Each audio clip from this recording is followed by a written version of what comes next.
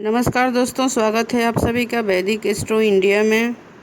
आज हमारी चर्चा का विषय है बच्चे का दांत जन्म से 21 माह में निकले तो क्या फलित होगा, और अगर बच्चा जन्म से ही दांत मुंह में लेकर पैदा हुआ हो तो उसका क्या फलित होगा। जब हमारे परिवार में किसी बच्चे का जन्म होता है तो घर में उत्सव का माहौल बन जाता है। दोस्तों, कभी कभार ही कहीं कहीं ही सुनने को बहुत ही संयोग से यह मिलता है कि बच्चे का जन्म के वक्त से ही मुंह में दांत है, या बच्चा मुंह में दांत लेकर के ही जन्म लिया है। किसी बच्चे का जन्म से ही मुंह में दांत निकला हो तो साइंस उसे समान तो नहीं मानता, वह बच्चे के विकास में कुछ गड़बड़ी को इसका कारण मानता है। दोस्तों, ये तो हुई साइंस की बात। अब हम विचार करेंगे कि धार्मिक और ज्योतिषीय भाषा में उसे किस प्रकार वर्णित करेंगे या परिभाषित करेंगे। जिस बच्चे का जन्म मुंह में नीचे के दांत लिए हुए हुआ हो तो यह बच्चे के लिए बहुत अच्छा होता है, लेकिन माता पिता या पितृपक्षों के लिए बहुत ही कष्टदायी होता है, पीड़ादायक होता है। जन्म के वक्त से ही नीचे के दांत मुंह में हो तो बच्चा बहुत ही महान, तेजस्वी, ज्ञानी होता है। उसका जीवन बहुत ही शानदार हो सकता है तथा उसका नाम भी अमर हो सकता है इस संसार में। उदाहरण के तौर पर तुलसीदास का नाम हम यहाँ ले सकते हैं। तुलसीदास का जन्म ही मुंह में नीचे की तरफ दांत लिए हुआ था। माता पिता को तो मृत्यु तुल्य कष्ट मिला, लेकिन वह खुद बहुत बड़े धर्मात्मा बने। उनका नाम अभी भी चारों तरफ फैला हुआ है, अमर है। नीचे की तरफ जन्म के समय से ही दांत हो तो ये माता पिता के लिए कष्टकारी होता है। उसका उपाय हम इस प्रकार कर सकते हैं। दूध का दान करना चाहिए, शिव पार्वती की पूजा करें। एक साथ ही गणेश चतुर्थी का व्रत करने से इसके दोषों का नाश होता है। नीचे के दांतों को कुछ हद तक शुभ बताया गया है, लेकिन जन्म के समय से ही ऊपर के दांत को कुछ अशुभ बताया गया है मामा के पक्ष के लिए।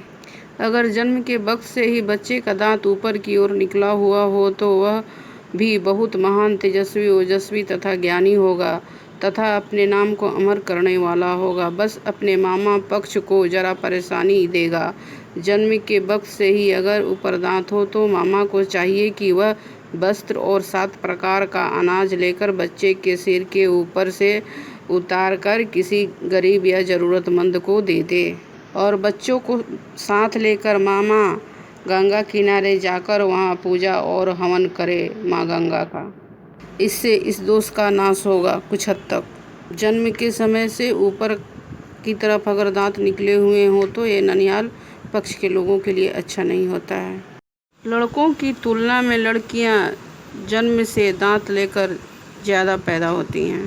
तो अब हम चर्चा करेंगे जन्म से लेकर 12वें माह में दांत निकले तो उसको कैसे फलित करेंगे, वह कल्याणकारी है या अनिष्टकारी है, इसको कैसे जानेंगे। बच्चे का जन्म के प्रथम माह में ही दांत निकल आए तो वह बच्चा स्वयं के ही नाश का कारण बनता है, भाग्यहीन कह सकते हैं उसको। अगर बच्चे के जन्म के दूसरे महीने में दांत निकलता है तो वह बच्चे के छोटे भ्राता के लिए हानिकारक साबित होता है। दूसरे महीने में भी दांत निकलना अशुभ माना गया है। अगर जन्म के तीसरे महीने में दांत निकल आए तो वह बच्चे की बहन के लिए हानिकारक होगा। बहन को रोग, रिपु, ऋण आदि का कष्ट हो सकता है, शत्रु भय रह सकता है। अगर बच्चे के जन्म के चौथे माह में दांत निकल आए तो वह माता के लिए बहुत हानिकारक माना गया है। माता के सुख में कमी आती है तथा माता को कष्ट तथा अपमान झेलना पड़ता है।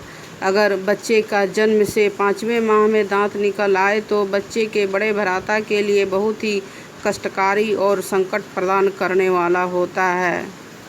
अगर वहीं जन्म के 6ठे माह में दांत निकले तो यह बहुत अच्छा माना गया है।